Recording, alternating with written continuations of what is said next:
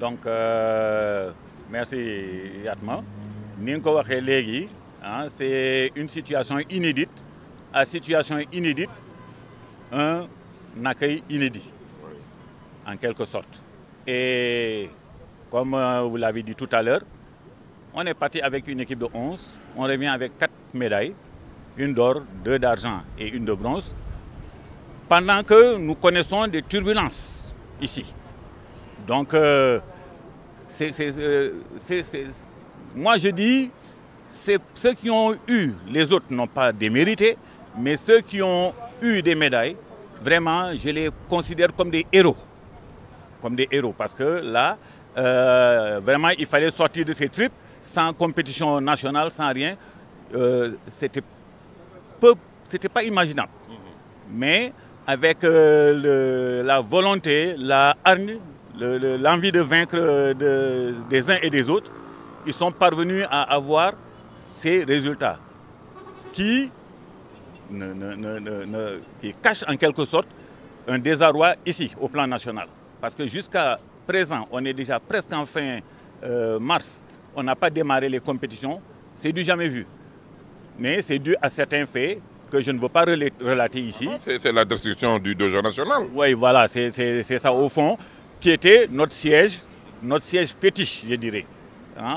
Pas pour les compétitions seulement, les réunions sont là-bas et tout. Donc, les regroupements de l'équipe nationale, entre autres.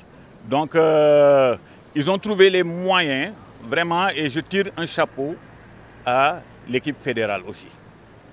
Vraiment, ils y ont cru, surtout Maître Ngom, qui est le président de la fédération. Il y a cru et ils sont partis et ils sont allés chercher.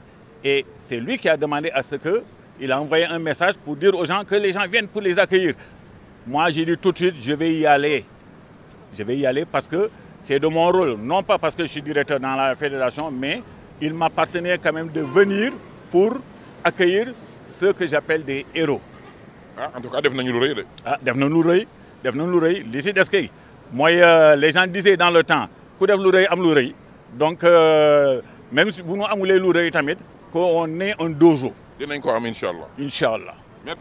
waaw loolu li muy wax nii ñëpp xam nañ ko ce n'est pas un secret que de dire que le dojo a été démoli au moment où les gens n'y pensaient même pas. C'est vrai que c'est pas pour la fédération, mais la fédération travaille pour l'État, travaille pour le ministère des Sports.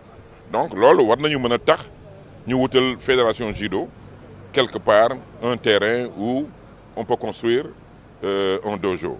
Et au-delà de ça aussi, les arts martiaux réclament un temple des arts martiaux, un stadium pour les arts martiaux dédié aux arts martiaux. Et je crois que loolu kenn mënuñu ko tee wax parce que c'est important de le dire. On a fait du gis nañu arène nationale avec la lutte, on a vu Dakar Arena pour le basket, on a vu la piscine olympique pour les nageurs, on a vu le stade de Maître Abdoulaye Wade flambant neuf mu nekk benn bijou boo xam ne kenn mënul wax leneen. Alors les arts martiaux sport de combat ont besoin d'avoir le temple. Loolu nekk loo xam ne certainement les autorités vont y penser et je crois ferme que cela peut être réglé.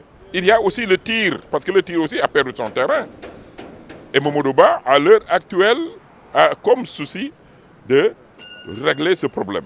Et Inch'Allah, yooyu yëpp dinañ ko régler ci kàttanu ba maa ngi leen di gërëm leen sant et puis di leen wax ndokkale ci weeru koor wi ak temps de carême pour nos parents chrétiens mu nekk loo xam ne la symbiose au niveau du peuple entre catholiques et chrétiens dañuy naan nga lax fii di noos fële voilà loolu moom di féliciter bu baax aussi nos amis du taekwondo parce que def nañu résultat et du karaté dinañ ci dellusiwaat dans nos prochaines éditions. Mais pour l'heure, on va accueillir l'équipe qui a été médaillée d'or, médaillée d'argent et médaillée de bronze de ces 13e Jeux africains qui se déroulent actuellement, qui se sont déroulés sur l'Aïwak à Accra, au Ghana. Mesdames, Messieurs, tout de suite, avec le reste de cette émission, de l'aéroport de Dakar ici, du départ à l'arrivée, on va vous proposer un reportage avec des entretiens, interviews, etc. et l'accueil de nos lions À tout à l'heure.